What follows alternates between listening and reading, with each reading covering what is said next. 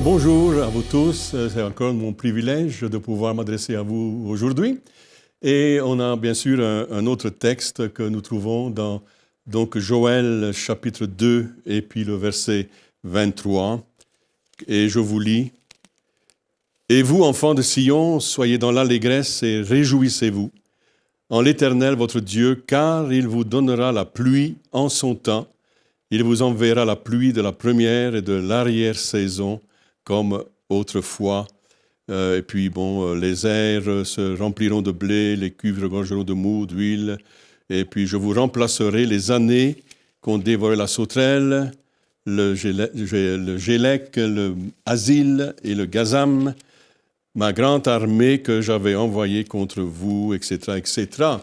Alors, voici un texte, bien sûr, prophétie pour Israël, mais combien nous devons aussi adapter ce texte-là pour nous aujourd'hui.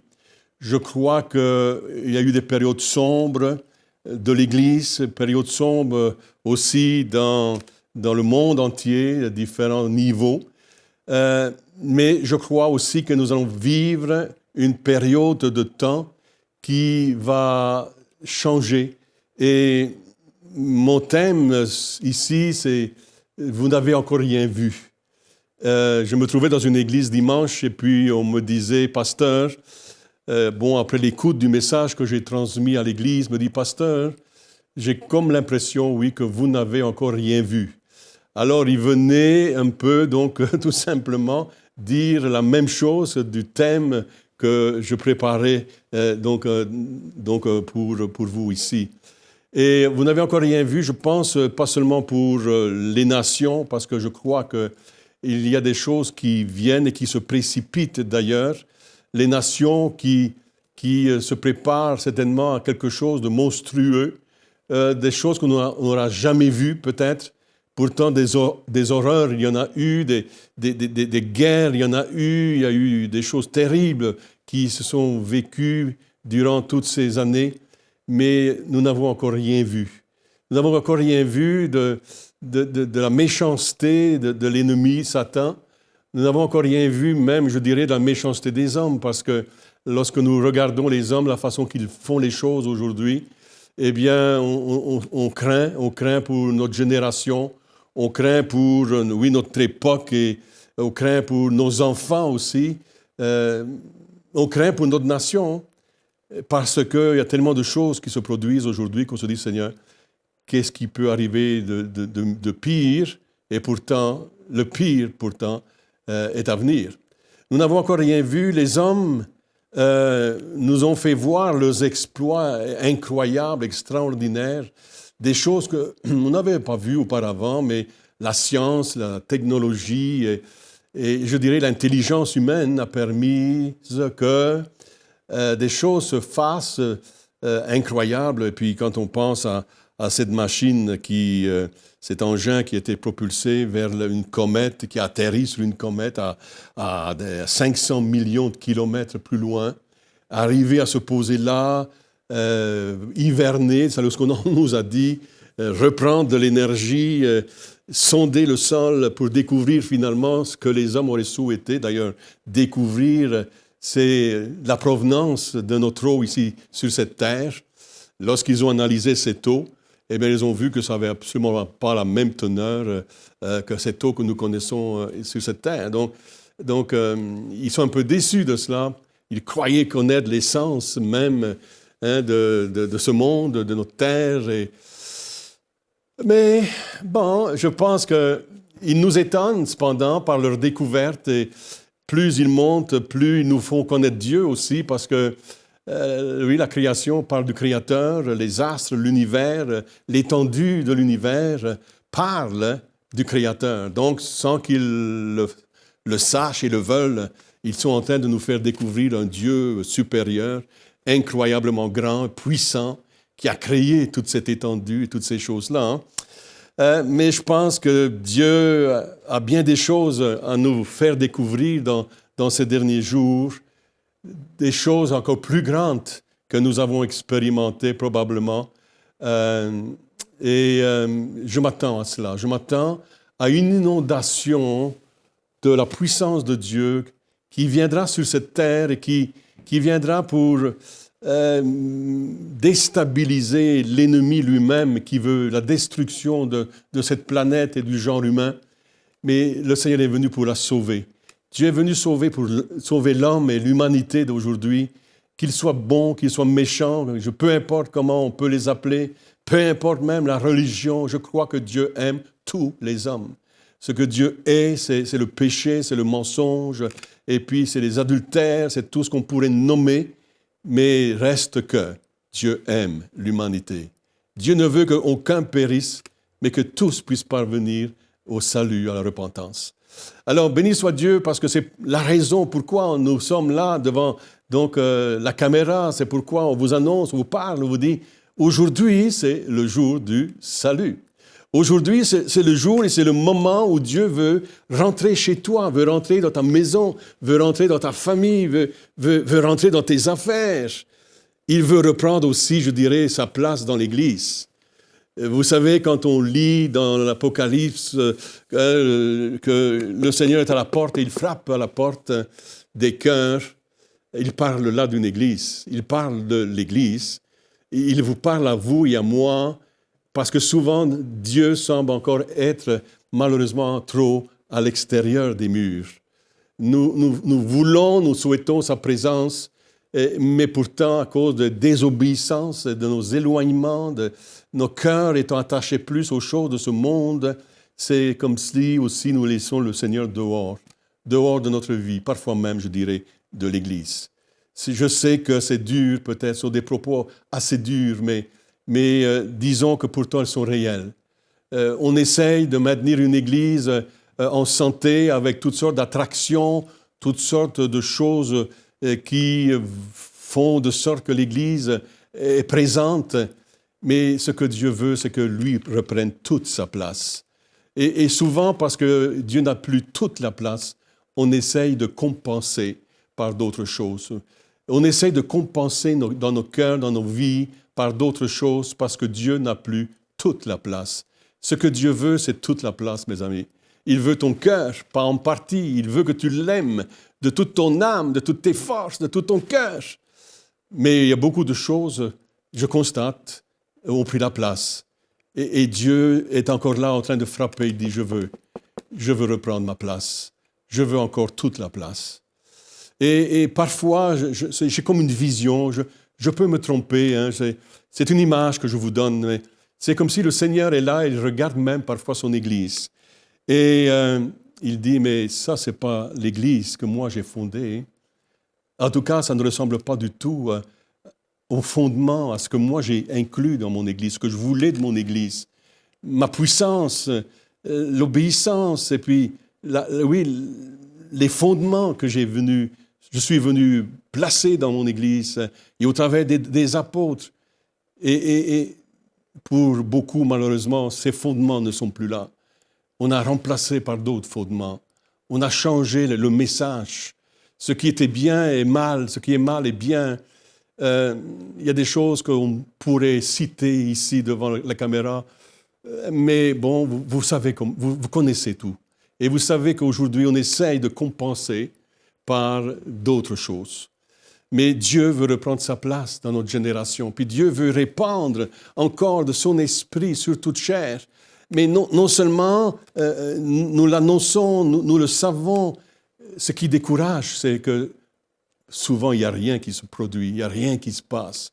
Et nous sommes découragés parce que souvent, ce qui est prêché et puis ce qui arrive ne marche pas ensemble.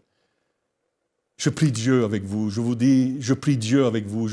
Je suis en peine de voir que l'Église est dans cet état. Nous avons besoin d'une résurrection. Nous avons besoin de la puissance de Dieu. Nous avons besoin qu'il touche encore nos cœurs, qu'il vienne nous sensibiliser dans nos sentiments et puis de rejeter le monde sous toutes ses formes. C'est le message que Dieu m'a donné dans ces derniers mois. Il dit, voici ce que tu dois dire à mon Église. Oh, alléluia.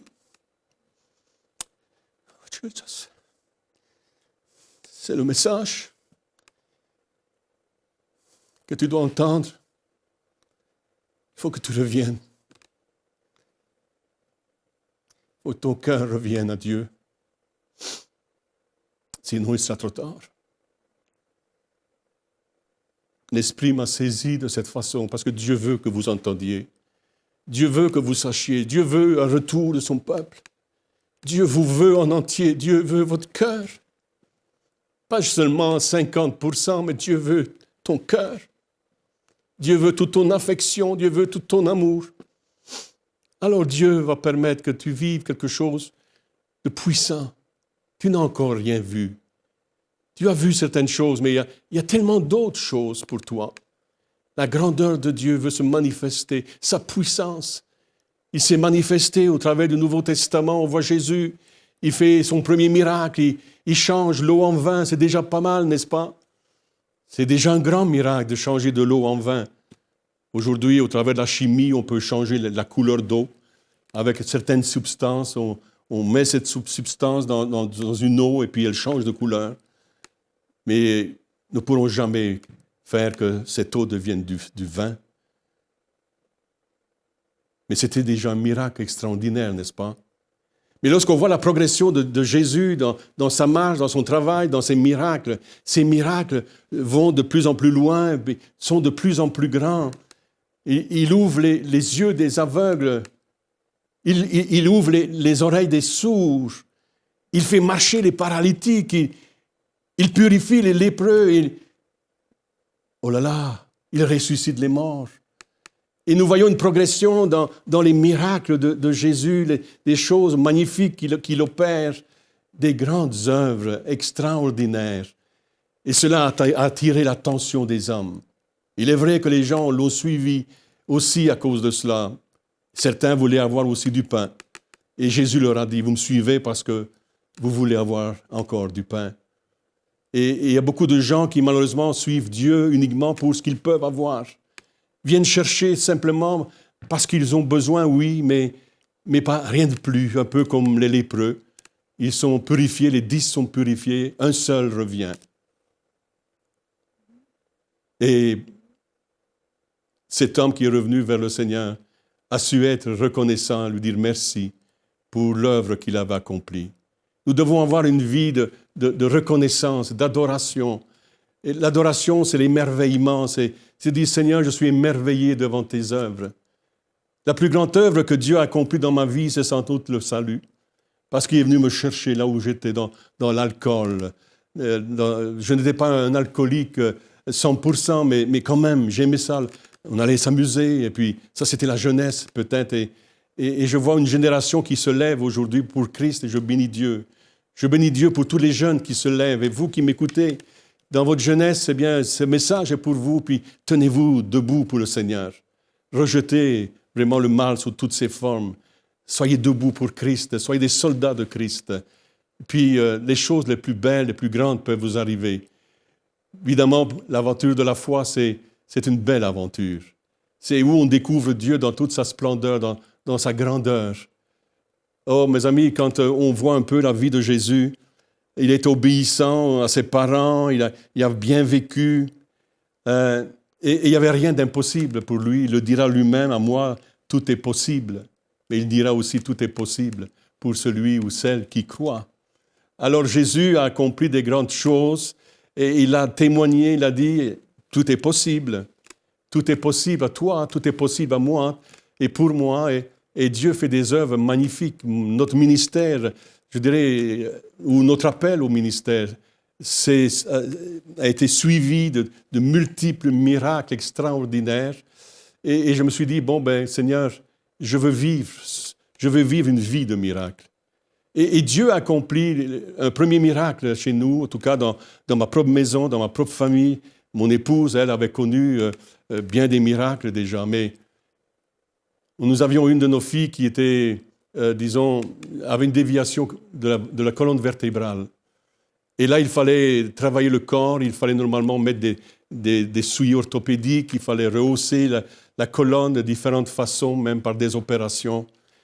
Et puis, à l'époque, nous étions des étudiants au collège biblique et on s'est dit, Seigneur, non, on ne veut pas cela. Et puis, on s'est mis en prière avec les étudiants, on dit, Dieu, fais quelque chose pour notre fille, touche-la. Nous avions des radiographies qui démontraient une colonne vertébrale en S. Et puis on dit, Seigneur, il faut que tu fasses quelque chose. Nous voulons être des prédicateurs de ta puissance, du Dieu qui guérit.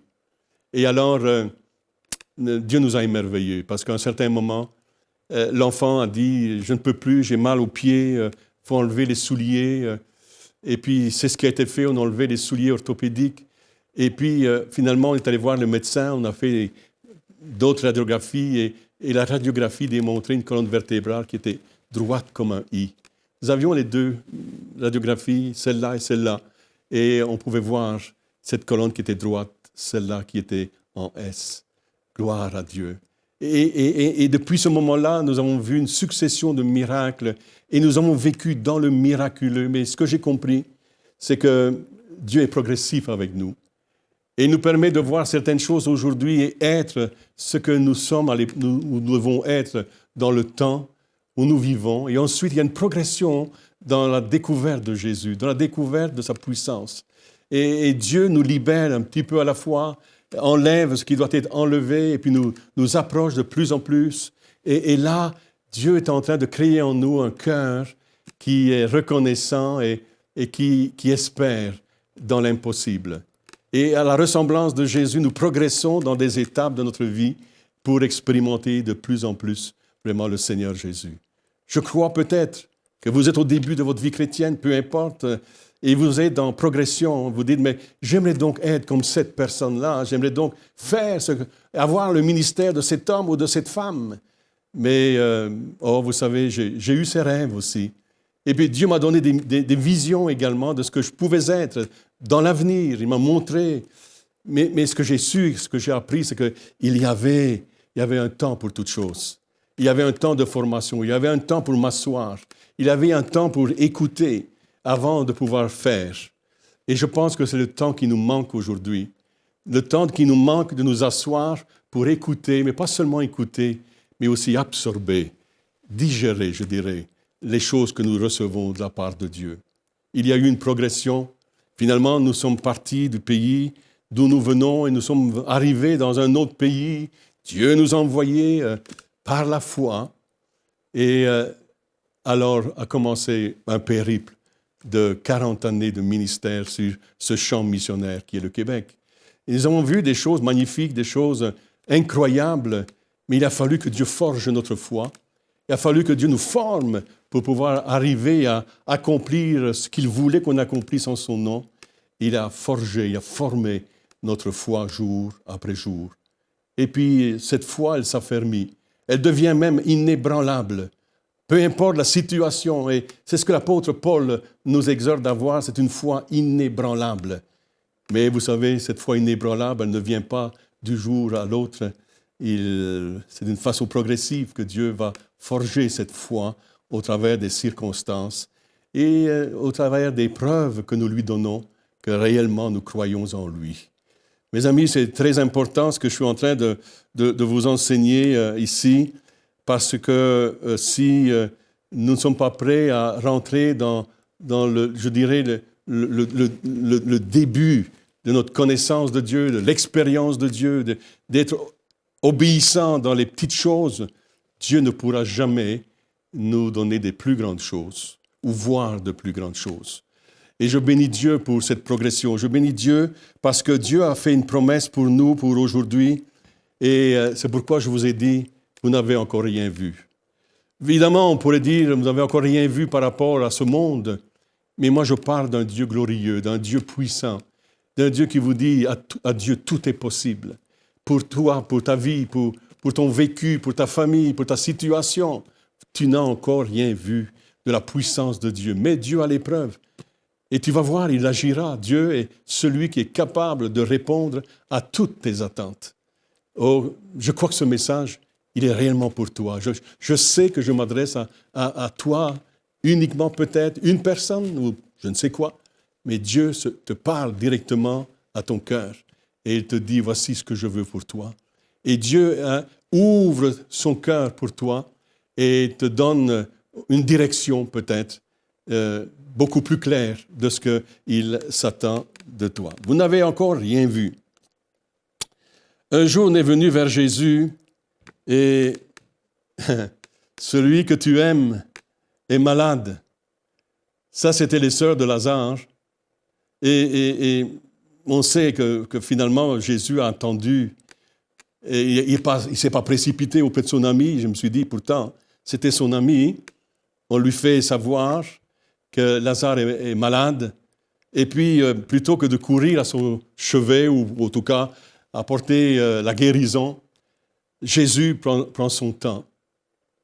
Et c'est là où on commence à comprendre un peu la pensée de Dieu au travers de cette histoire-là. Parce que, dans le fond, ce que Jésus voulait faire, c'était de révéler Dieu dans toute sa puissance, dans toute sa gloire, et qu'il n'y a aucune situation trop compliquée, trop difficile pour lui. Et il prend son temps.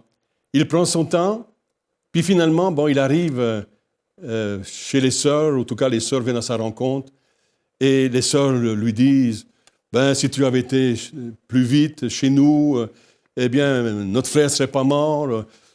En substance, c'est un peu cela qu'elles disent. Et finalement, Jésus va devoir fortifier leur foi.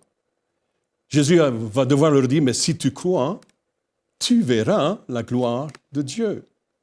Et je crois que réellement, le Seigneur avait attendu tout ce temps-là et puis que tout soit tellement compliqué que Dieu allait se glorifier au travers de cette histoire, au travers de cette mort. Il arrive au cimetière. J'ai comme l'impression qu'il y avait tous les gens religieux qui étaient là, parce que tout le monde a su que Jésus allait au cimetière. Tout le monde savait qu'il aimait Lazare, les sœurs de Lazare. Alors, il arrive au cimetière, et puis là, Jésus prie. Puis il prie son Père, il dit, Père, je sais que tu m'exauces toujours, mais bon, c'est à cause de tous ces gens-là que la situation est arrivée à ce niveau, alors glorifie-toi. Et Dieu, Jésus a confiance dans son Père, c'est une confiance totale, il dit, dans le fond, je sais qu'à toi tout est possible, mais tous ces gens-là vont voir ta gloire. Et voyez-vous, c'est que je me dis aujourd'hui, c'est que nous avons besoin d'être comme le Maître. Et dans ce monde d'aujourd'hui, de démontrer la puissance de Dieu, l'authenticité de la puissance de Dieu. Je me pose la question, mais comment se fait-il que la plupart, beaucoup de gens en tout cas, se tournent vers toutes sortes de religions et souvent les unes les plus farfelues que les autres, se confiant dans des idoles. Je suis allé dans une île dernièrement et puis je suis arrivé dans cette île, j'ai vu l'idolâtrie un peu de la même façon que Paul a pu voir à Athènes. Il a vu tellement d'idolâtrie et puis toutes sortes de monuments. Et là, c'est pourtant dans de ce contexte-là que Paul a pu permettre que ce monde puisse voir la puissance de Dieu en action. Il a prêché l'Évangile, puissance qui libère, la croix libératrice. Et je suis arrivé dans cette île, j'ai vu la même chose, un peu, une réplique un peu, avec ces grands monuments. Et c'est étrange de voir toute cette dévotion à des dieux morts.